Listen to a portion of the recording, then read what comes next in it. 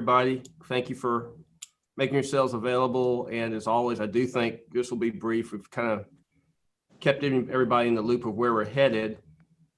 Just a reminder that these meetings are recorded and live streamed. And from time to time, I'm always reminded, I'm not used to media being in on Zoom calls, but media very well might be on this call and they're welcome. But I do want you to know that eyes and ears are present. And if you would, just if you're not speaking, just go ahead and mute your device to cut down on the background noise. Ms. Clanton, can you take us through roll call, please? I am happy to do so. Presiding Justice Namias. I'm here. Chief Judge McFadden. Here. Judge Rickman is not with us today. Judge Walter Davis. Here. President Brian Amero. Here. Judge Arthur Smith for President-elect Paget. Here. Judge Kite. I'm here. Judge Melanie Cross.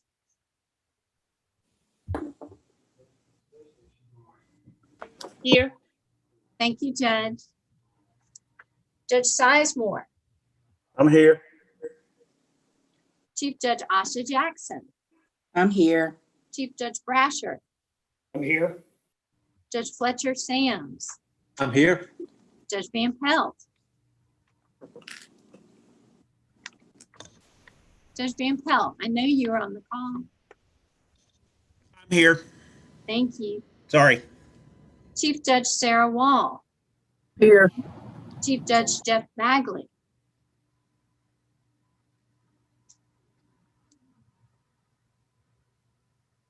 Judge Jim Blanchard. Here. President Wes Taylor. I'm here. President-elect Al Wong.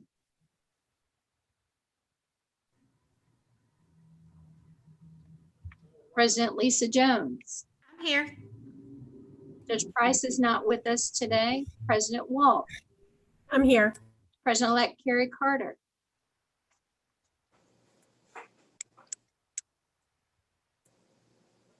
President-elect Carter. President TJ Hudson. Here. Thank you, Judge. Judge Quinn Casper. I'm here. Great. President Willie Weaver. Here.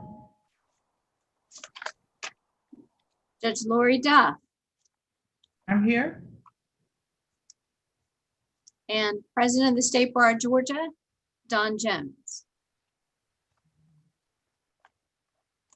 Chief, that completes the roll. All right, thank you, Ms. Clanton. Turning to the minutes, we approved a version of the August 14 minutes. Those were not complete minutes, and so we have resubmitted the more exact set of minutes for the August 14 meeting, and we also have the August 31 minutes. So if you've had a chance to review those, we'll entertain a motion to approve. So move. Judge Weaver moves. Second. Judge Brasher seconds. Anybody opposed? Thank you. Those will stand approved. Well, first of all, let me start off by again just thanking everybody on the call and your counsels for getting us to where we are as smoothly as could be conceivable under the circumstances. I believe that our judiciary has stood up well in the midst of this challenge, and we're beginning to get to the short rows about how we open up. Not that we're past the challenge, but at least in terms of how we operate in it. And so as we talked about at our last meeting, the existing judicial emergency ends on Thursday. We have a new one that will be going out. You should have received a draft of the next order on Friday. There are two big features that I want to emphasize as we discussed last time. The first big feature is a green light on grand jury proceedings at the discretion of the circuits. So a green light at the discretion of the circuits. We will have in that order, hopefully we're still working on the grand jury guidelines and issue spotting and just a discussion about grand jury proceedings in the midst of COVID that has come out of the task force. So we're grateful for that. And we hope to have that as a part of what the circuit should be shooting for in opening up your grand jury proceedings. That's in the September order. Ideally, as we move towards our October order, we can open up on jury trials.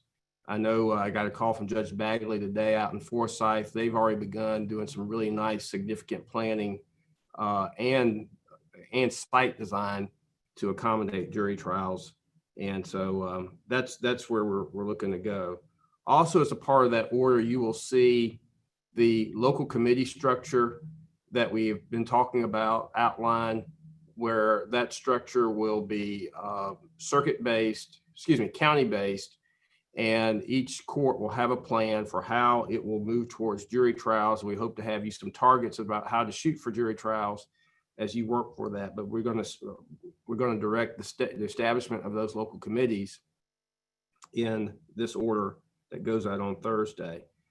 As we move towards opening up grand jury proceedings, we will maintain a statutory hold on statutes of limitations. We anticipate holding those clocks from running and related clocks in the foreseeable future. Don't know how long we need to hold that, but obviously we have a backlog that the trial courts will have to get through in some significant fashion. So we're not even talking months, and we might even be talking years on that, but that's going to have to be a data-based conversation, and maybe even require some special legislation to authorize me or the circuit judges to extend the emergency in that limited regard until the backlog can get reduced, even beyond what the governor's declared emergency might be. So we do anticipate accommodating the trial courts to make sure that you have time to work through that backlog. I know that's been a concern for some. As we do that, as we move towards opening up jury trials, as we move towards opening up grand jury trials, proceedings, do want to always continue to emphasize the use of video technology where we can. We've come so far. We've made a lot of progress in perfecting that tool. Let's not forget that tool. It is a way to keep people safe. We're doing what we're doing with grand juries and jury trials, not because it's the ideal thing to do, but we just have to do it. And in that regard, the task force is still working on the PSAs. I know they had a good meeting last week. Those PSAs will be directed at two primary points. One is to make the case of how important jury service is, especially during this time. And then the second point would be that our local courts have thought about the safety of all that we're calling into the courthouse to participate in the jury process. So they're working on the messaging, they're working on the fundraising, and then the how-tos of how to get that done. PJ, let me pause right there and ask if you have identified anything I may have missed. No, I think you had everything, Chase. Okay. All right. I know Judge LaGrua is not on the call. Judge McClellan or anybody from the task force, if y'all want to say anything about what y'all are working on. I know there's also this technology resources project that has been posted on the website that Judge Leonard has spearheaded. Cynthia, you want to say anything about that? Yeah, this is, Tiffany, if you'll change the slide. So this is the brainchild of Judge Leonard and the technology subcommittee of the COVID task force. And Sterling Perry with our office and his team put together a new website. And this is actually a preview of it. It is not live yet.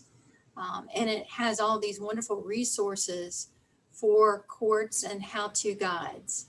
So I anticipate this will go live on Friday once the technology subcommittee gets another look at it, Chief. Thank you. And Judge Leonard has really jumped in with both feet. And so we're thankful for his work in that regard. Judge McClellan, are you there? Is there anything you want to add about what the task force has been working on? Yes, Chief, just briefly, we are meeting right after this meeting to go over what our other next steps are. I think we've turned in our report to Judge LaGrua, and I think she's passed it on to you, or maybe they're still editing it, our final report. We tried to cover jury selection, whether it be in person, whether it be virtual, or whether it be all a hybrid, where part of it would be virtual and part of it would be in person, and a host of other guidances and suggestions that we've collected from across the state, from the bench and from the bar. Thank you, Judge. Well, that's all I have. Are there any comments, questions, concerns about what we've talked about so far before we move on?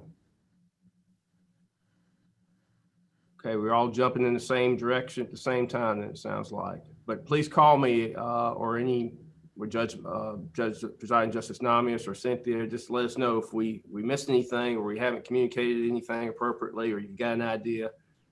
Just reach out to us. And I do recall the volunteers we had last time for the remote grand jury process. So we'll be in touch on that. Let's go around the table then. We'll begin with Chief Judge McFadden with the Court of Appeals. Nothing to report from the Court of Appeals, Chief. Judge Walt Davis with the Business Court. Nothing to report, Chief. Thank you. Judge Brian Amaro, Superior Court Judges. Nothing new, Chief. Thank you. Judge Wes Taylor, State Court Judges. Thank you, Chief Justice. I will just mention that the state courts have stood up a very new ad hoc committee. We are now going to be working with the Georgia DBHDD, and we're calling it the Misdemeanor Mental Health Committee. It's going to be chaired by Judge Patsy Porter here in Fulton County, and we're going to be looking at competency evaluations and mental health treatment across the state with respect to misdemeanors. We're very excited about the possibility of where this may go. Very good, Judge. That's outstanding. I'm excited about that. Thank you. Thank you. Judge Lisa Jones, Juvenile Court. No report, Mr. Chief Justice. Thank you. Judge Kelly Walt, Probate Court. No report. Judge TJ Hudson, Magistrate. No report, Chief Justice. Okay, I'm gonna send you an email in a second, Judge, about that this eviction stuff. Okay, thank you. Judge Willie Weaver, Municipal Court. No report, Chief. All right, Miss Dawn Jones, State Bar. Chief, Dawn is not on the call, That's but I know Elizabeth Fight is. Elizabeth, did you want to jump in and add anything today? Sure. Good afternoon. Briefly on behalf of the bar, I know that you've all heard that we have been seeking applicants for our executive director search. We are conducting those interviews this week, and we hope to have a decision before the Board of Governors on our meeting that's being held on September the 18th. So that's all we have. Great. Good to see you, Elizabeth. Thank you. Ms. Clanton, AOC. Yes, I've got a couple brief announcements and updates. The AOC remains fully functional. Also, I'd like to announce an AOC staff change. Some of you may know Tanisha Manuel. She is our senior, she's going to be the new senior deputy clerk of the business court starting on September 15th. So she has been the assistant director for judicial services for many years, working with Christopher and essential staff support to the Judicial Council. In fact, she's been keeping minutes, but also to the Cybersecurity Implementation Committee and the Strategic Plan Committee. So those staff responsibilities are being reassigned. So once again, congratulations to Tanisha, and thank you for your dedicated service. The Judicial Council meeting on December 11th is going to be by Zoom. So please put that on your calendar if you're a Judicial Council meeting member. Also, the AOC legislative team completed its work on the annual enacted legislation report. And that can be found on our website and at enactedlegislation.georgiacourts.gov. And a final congratulations again goes out to the chief for being with the Student Center at Auburn University being renamed for the chief. So congratulations. Please let me know how I can help all of you. Thank you. You make sure they spell my name right. I got it. Congratulations to Tanisha, and thank you for keeping us straight for this period of time. Council of Accountability Court Judges, Judge Goslin and Ms. Jones.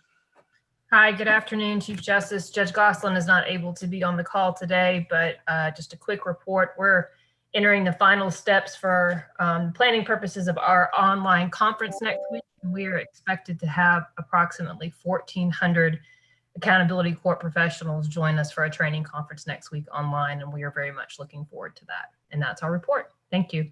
Thank you. Look forward to being with you all on that. Ms. Tracy Johnson, Commission on Dispute Resolution. Thank you, Chief Justice. This is Carly Saz on behalf of Director Johnson, and we have nothing to report. Okay, thank you. Is there anybody here on behalf of the clerks? Yes, Chief, we have no report. Thank you. Thank you, Mr. Holloman. Ms. Greer, Commission on Professionalism. Hi, good afternoon, Chief Justice. I don't have a report today. Thank you. Ms. Hine, Court Administrators. Good afternoon, Chief Justice. No report today. Thank you.